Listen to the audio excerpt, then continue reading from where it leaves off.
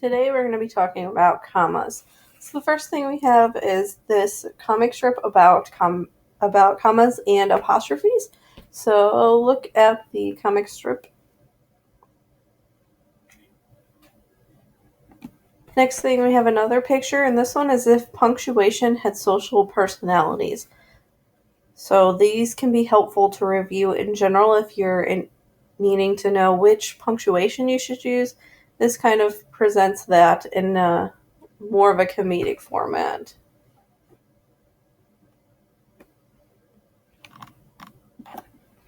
Okay, next we're going to go over some rules for commas. So the first thing is use commas as you see them in the examples below. The beginning clauses or phrases are introductory. So we're going to use commas to set off introductory clauses or phrases. So take a look at the examples.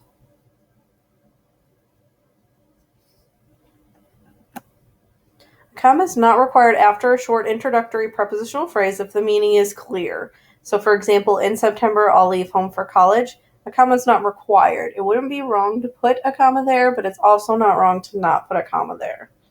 However, you do not use commas in sentences like the following examples. The beginning clauses or phrases are not introductory. Instead, they explain an earlier independent clause.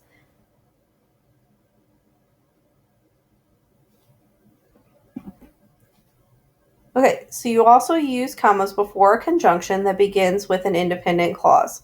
So conjunctions are words that join together words or parts of sentences. Use a comma before a conjunction that begins with an independent clause.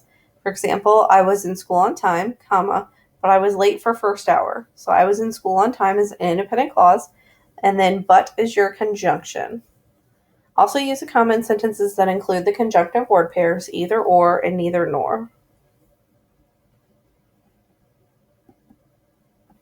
Use commas to set off parenthetical expressions. A parenthetical expression does not provide essential information and it interrupts the flow of a sentence. Use commas to set off this additional information. So, for example, my brother, who loves to play soccer, wants to be a teacher. In this example, who loves to play soccer is additional information that is not essential. Often you can use parentheses or dashes instead of commas. Do not use commas in the following example. The information is essential to understanding the sentence or identifying the subject, and so it should not be set off with commas. Girls who are on the dance team will miss the last class. So it's essential that the girls on the dance team because that's the reason why they will miss the last class. So only use commas if you can take that part out of the sentence and it makes sense still without that. You also use commas to separate items on a list. So use commas in the same way they are used to separate items in a list in the examples.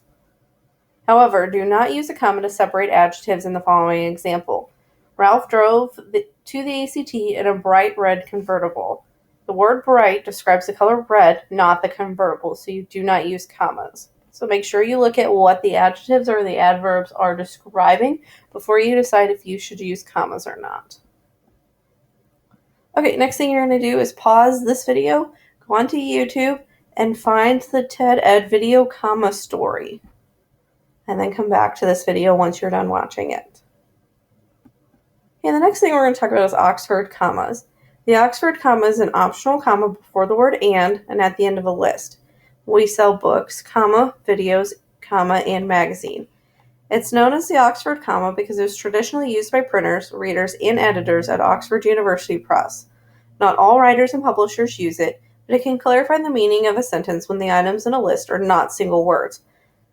For example, the items are available in black and white, comma, red and yellow, comma, and blue and green. So with the Oxford comma, we invited the rhinoceri, comma, Washington, comma, and Lincoln. It makes more sense than it clarifies it than we invited the rhinoceri, comma, Washington, and Lincoln. So while the Oxford comma is not required, it can be helpful to further clarify your sentence. Always it makes it sound like the rhinoceri are George Washington and Abraham Lincoln. Okay, so next thing you're going to do is go onto YouTube and find this video, Grammar's Great Divide, the Oxford comma. It is a TED Ed video. And then once you're done, come back to this video. We're going to go over the assignment. Okay, so your assignment for this one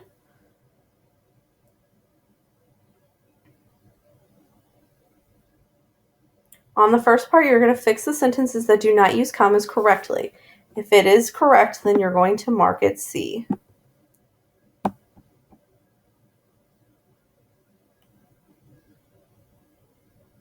Okay, then your next section is an ACT style section. So you're going to go through the selection and figure out what is the appropriate answer choice.